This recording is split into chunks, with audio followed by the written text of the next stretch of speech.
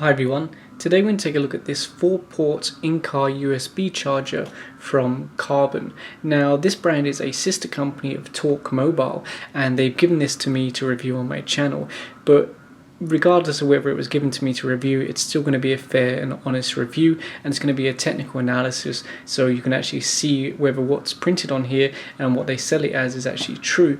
Because in a lot of reviews, not specifically with this brand but just in general, I see people plug these into their car, they plug in a phone and an iPad and they say, oh look, it works, it's perfect, it's so awesome, but they're not actually measuring how much power is being consumed, so they can't see whether it's actually outputting as much as it should. Because some of the cheap ones, what happens is you plug in your phone, you plug in your iPad, you drive for 2 hours, and then you see it only charge it like 10% because they can't output enough power. Now this one says it can output up to 5 volts, 5 amp. So that means if you had 4 devices plugged in, the maximum charge rate would be 1.25 amp per port. Now if you consider that an iPhone is normally 1 amp and an iPad is normally 2 amp, you can do the math to work it out. Now 1.25 amp will still charge an iPad, but it just won't be as fast. Now of course if you just plugged in an iPad and an iPhone, they would get the full rate because that's only 2 amp or 1 amp, which is 3 amp, and that's within the 5 amp limit.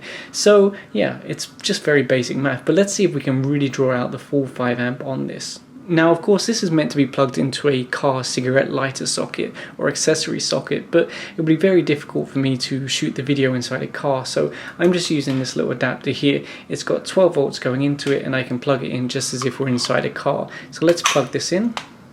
And you can see on top is a little green light. Now I was wondering what this is for, and now I know it's just a light. So yeah, that's that. And what we've got here is a USB watt meter. This lets us measure how much power is going in. So that will give us a rough idea of how efficient it is if we measure the output at the same time. So right now, I don't know if you'll be able to see this on camera, but it says 12 volts and it's only consuming 0.08 amp because of course nothing is plugged into it yet.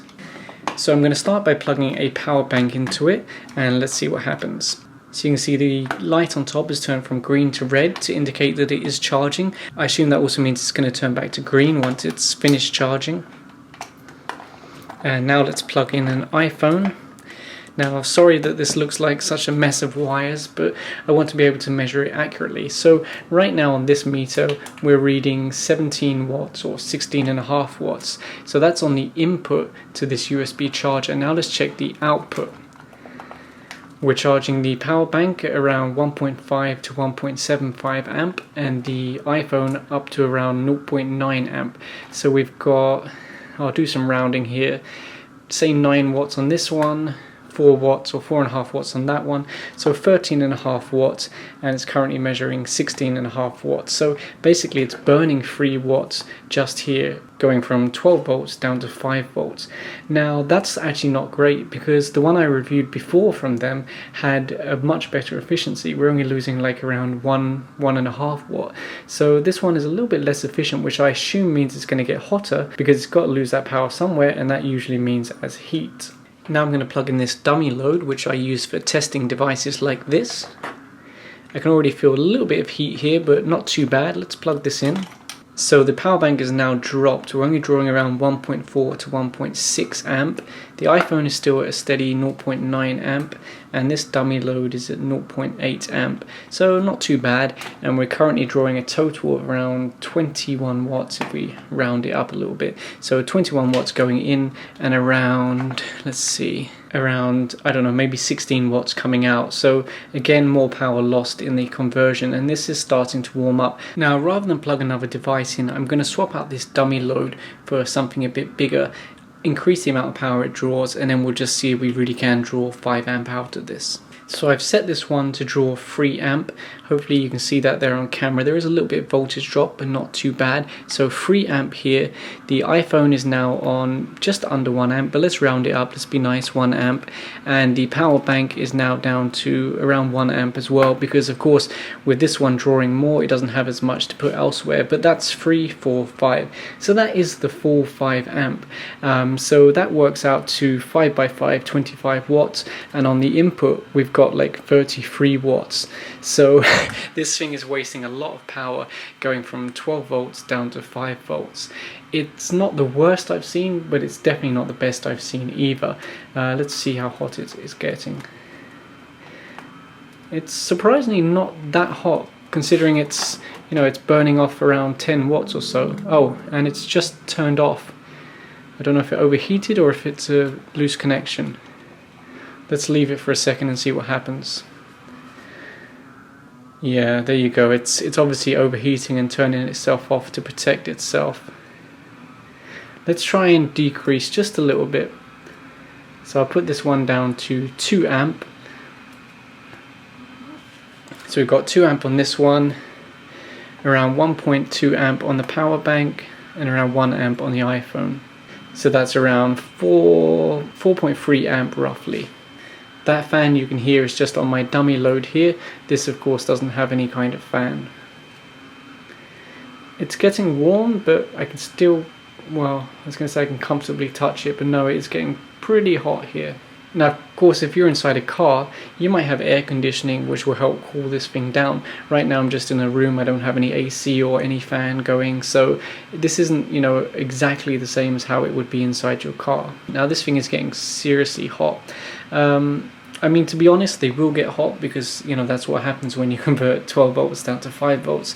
You're going to get some heat. So there's nothing out of the ordinary about that, but I would like it to be a little bit more efficient personally. In fact, what I want to do is do a comparison against this one that I reviewed before.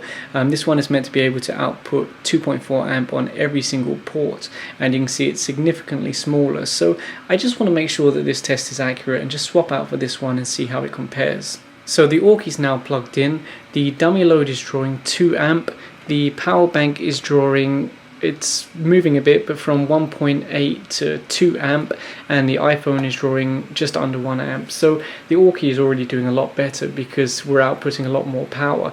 Let's add that up and see how it compares to the input. Right now on the input we've got 26 watts, and we've got 2 amp, 3, 4, 5, so 5 by 5, around 25. Let's knock it down a bit, say 24. That's only 2 watts being burnt in heat, so the AUX is obviously a lot more efficient. The funny thing is, I previously reviewed this one from Carbonn, this 2-port one, and this one was quite efficient. Like, I was very happy with this, but I have to admit, this one, I don't think I'd recommend it. Let's check how much it actually costs first. So it's currently on Lazada for 479 pesos, which I guess isn't too bad. Let's see how much the AUX one is. So the AUX one is 750 pesos. So I guess it really depends on your preference. If you want to save, you know, 250, 300 pesos, then this one is probably okay. I would say don't run it at the maximum 5 amp. Although we were able to draw that out, it did overheat and turn off to protect itself. Now that might be different in an AC car, it might perform better. But personally, I would probably spend a bit more and go for another one where I don't have to worry about it overheating, where I know it's a lot more efficient, and this one, to be fair, does output more power. The AUX, it can output up to 2.4 amp on every port. So I don't know, it's up to you. Personally, I would buy their 2-port version from Carbonn, but I wouldn't buy their 4-port version. That's just, you know, based on what I've seen here today. If you have your own comments, put them down below, and, you know, we can see which one people actually like more or what people think. So if you enjoyed this video, please give a thumbs up and subscribe. Thanks for watching.